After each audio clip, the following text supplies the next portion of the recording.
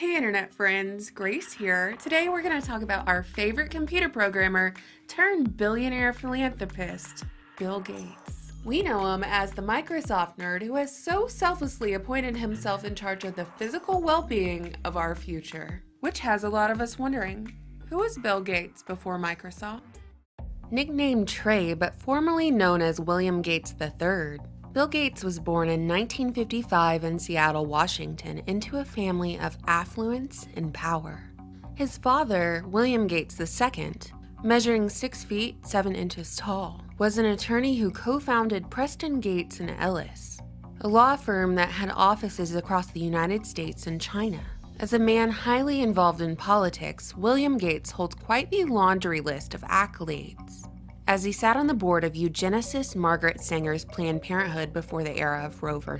Wade. Not only that, but he was also the face of a state income tax initiative in Washington state. After his late wife passed, William Sr. married Mimi Gardner, longtime friend of Teresa Heinz Kerry. Mimi is fluent in Chinese and served as former director of Asian art at the Yale University Art Gallery. But let's get back to the late Mama Gates. Because in addition to popping out Bill Gates, she also had 2 daughters, Christy and Libby. And Mama Gates, who also is known as Mary Maxwell, started off as a humble school teacher and eventually became chairwoman of United Way. She came from a long line of money and power, as her father was a wealthy banker and her grandfather served as president of the National City Bank in Seattle and was the director of the Seattle branch of the Federal Reserve Bank. Side note, how come when you travel down the rabbit hole on virtually any topic, the same creatures are always festering down at the bottom?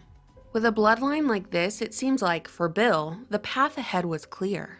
In all of his biographies, there's an emphasis on Bill's intellect that manifested early on in childhood. He was smarter than the other children. He was different. He was destined for success. Bill grew up attending the University Congregational Church, which now describes itself as a progressive Protestant church committed to social justice, and an institution that celebrates diversity in religious background, sexual orientation, race, and abilities. Though it seems like the impact of a Christian doctrine was lackluster in Bill's childhood.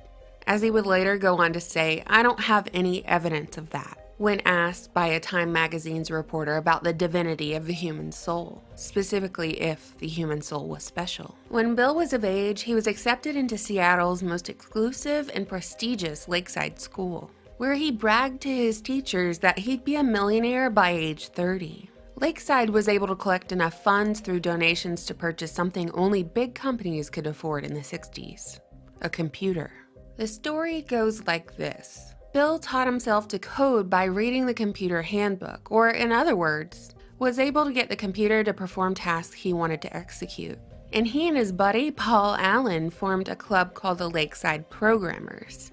And hold up, Paul Allen is 2 years older than Bill? But Paul's over here looking like he's 40, while Bill looks like the perfect target for a game of dodgeball. Anyway, somehow the Lakeside Programmers, composed of minors, went on to make business deals with computer corporations during that time, getting paid to find bugs in the software and write computer programs. Bill is credited with making one of the first computer viruses during this time. Maybe this was where he learned that by creating the computer virus, he could profit from its removal. Bill took the SAT twice so he could get the perfect score, and he came close at 1590 out of 1600 and was eagerly accepted at Harvard, where he attended college but would never graduate, because his vision of having a personal computer on every office desk and in every home took precedence, and his company, Microsoft, took off with the help of his old high school buddy, Paul Allen. In 1980, Microsoft and IBM struck a deal, and the rest was history. 6 years later, Microsoft was launched on the stock exchange, and Bill and his best buddy Paul became instant millionaires. Though before his death in 2018, Paul Allen wrote in his memoirs that Bill was a bully who tried to cut Paul's share in the company as Paul was recovering from cancer. In 1994, Bill married Melinda French, a marketing manager at Microsoft and daughter of an aerospace engineer from Dallas, Texas, which really makes my Operation Paperclip senses tingle. I don't know about you. Today, Bill Gates has a net worth of $98.9 billion, is heavily involved in politics, and is known worldwide as a philanthropist, having established the Gates Foundation in 2000 with his wife, his father, and Warren Buffett. The foundation has become the largest private foundation in the world, holding around $50 billion in assets, with its stated goals claiming that from poverty to health to education, the goal is to improve the quality of life for billions of people. And for decades, the Gates Foundation has given free vaccinations to people in the third world, while Bill has become more and more politically outspoken, lining the pockets of our elected officials with Federal Reserve notes. Which is really rich because Bill started a movement for billionaires to give away most of their wealth in philanthropic endeavors. Bill is one of the richest people in the world because of the wealth he gained from Microsoft stock. And the stock price appreciation is not taxable until the shares are sold. So he held on to these things for decades, which delayed paying capital gains tax. And to avoid this even further, he donated these shares to the Gates Foundation. So our benevolent and altruistic billionaire over here successfully worked the tax loophole of charitable organizations to enhance his own wealth. If what they say is true and money is power, Bill Gates is one of the most powerful people in the world. So do you think our dearest Google bots and our beloved YouTube employees are still watching, or can we finally talk about what we want to talk about without the algorithm bearing this video 6 feet under the search engines? Listen, I know Bill Gates' impact is an extremely divisive topic. I know some of you watching are people who work in the medical field, and a lot of what Bill does and lobbies for, you see play out in your own workspace. Generally, I find that people either think Bill's whole philanthropy with the Gates Foundation is a benefit to mankind, and his success story is an inspiration to many young entrepreneurs. Or people are like me and would run as fast as you could if you saw Bill or Melinda roll up to your neighborhood. For the former group, I want you to know that I was you, and I believed the same things once. Because mainstream media runs so many feel-good pieces on the foundation's work. They've successfully framed Bill Gates' life as the tale of the underdog, even though he came from wealth and influence. And to question any of that results in shame from the loudest of voices. So I get it. But the truth is, there's a difference between the treatment and care of someone's physical well-being and the pharmaceutical industry. Big Oil has been Big Pharma since 1874. It all started with the Rockefellers and Standard Oil. And remember, it was Devil Bill who sired oil tycoon John D., who built Standard Oil. And eventually the Rockefeller Foundation, the philanthropic organization that has shaped and funded many aspects of modern medicine. In every official Rockefeller biography, they go on record saying that Devil Bill was known as a bigamist, con artist, and most notably, a snake oil salesman.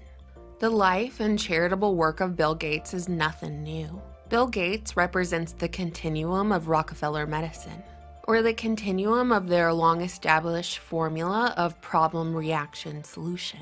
But exchange big oil for big tech, and now we've arrived in the present. Do you ever remember electing Bill Gates so that he could influence your daily life and the legislation of your country? Neither do I. Do you recall at any point in this video me saying that Bill Gates attended any form of medical school or training in the medical field? Neither do I. So let me give you an interesting timeline of recent events. In 2013, Bill flew on the Lolita Express with our favorite notorious Mossad blackmailer who didn't kill himself, Jeffrey Epstein. Through this connection, Bill Gates made donations personally directed by Epstein. In 2014, a man was arrested at Bill's estate for possessing 60,000 photos of children. But apparently this dude got the DuPont Air treatment with a mere slap on the wrist, being ordered to stay away from children. In 2015, in a TED Talk, Bill demonstrated more of his Nostradamus-like ability as he did when he was a child. You remember when he told all his teachers he'd be a millionaire by age 30? In this talk, he warned a coronavirus-like threat and predicted to the audience that he would be the savior of this future pandemic. Fast forward to 2018, when Bill ran a pandemic virus simulation which he projected would kill 33 million people if the simulation came to fruition. 1 year later, in October of 2019, The Gates Foundation hosted Event 201 at the World Economic Forum in New York, which was a high-level pandemic exercise that played out a novel coronavirus pandemic with potentially catastrophic consequences, requiring cooperation between industries, governments, and key institutions. Johnson & Johnson was in attendance. As Event 201 was happening, the 2019 Military World Games were taking place, hosting 110 nations and thousands of military members from around the world, and none other than Ground Zero, Wuhan, China. Yes, you heard that right. The World Military Games were held in Wuhan, China, ground zero of the coronavirus, mere weeks before the first case was reported. In January 2020, a federal court unsealed indictments against a Harvard professor and chemistry department head Charles Lieber, along with 2 Chinese nationals. Prosecutors said that one of the nationals is a Boston University researcher who was a lieutenant in the People's Liberation Army, and the other was a cancer researcher who attempted to smuggle vials of biological materials in his sock. It was disclosed that Wuhan University paid Lieber $50,000 a month, and he was given over $1.5 million to establish a lab at Wuhan universities. But don't worry, Snopes told us nothing strange was going on with Lieber, so we could rest easy and go back to being good little sheep.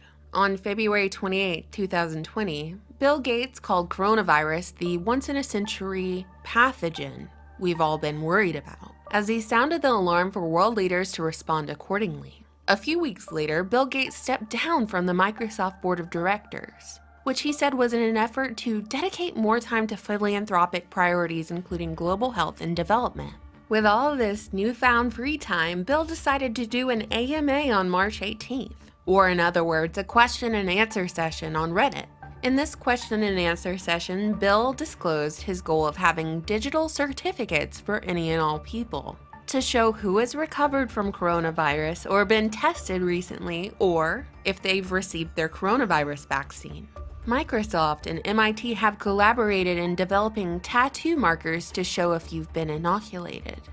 Bill has also been working on the ID 2020 project, which is a digital ID microchip implanted under the skin that, when scanned, would show identification information. It's reported that refugee populations will be the first to receive ID 2020. There's talk of implementing the system in the United States, starting with the homeless population of Austin, Texas. With all the fear surrounding this pandemic, many will not have to be forced to get something as Orwellian as a government microchip.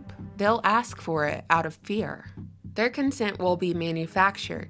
But will yours? This is a very slippery slope to social credit scores and not being able to leave your house, unless your microchip is firmly implanted and updated.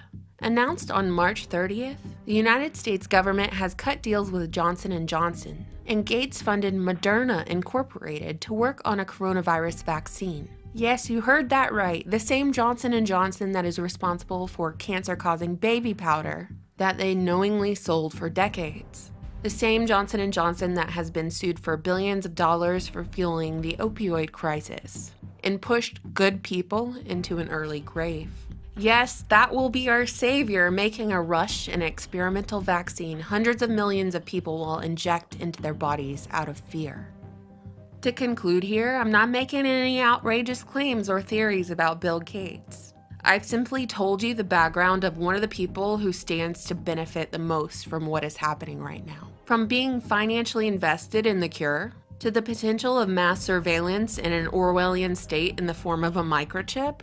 In this video, I told you exactly who Bill Gates was before Microsoft, and I've told you exactly who he is after. So what do you think, internet friends? You know I always look forward to your comments. Thank you so much for watching, subscribing, and supporting my channel on Patreon. Bye!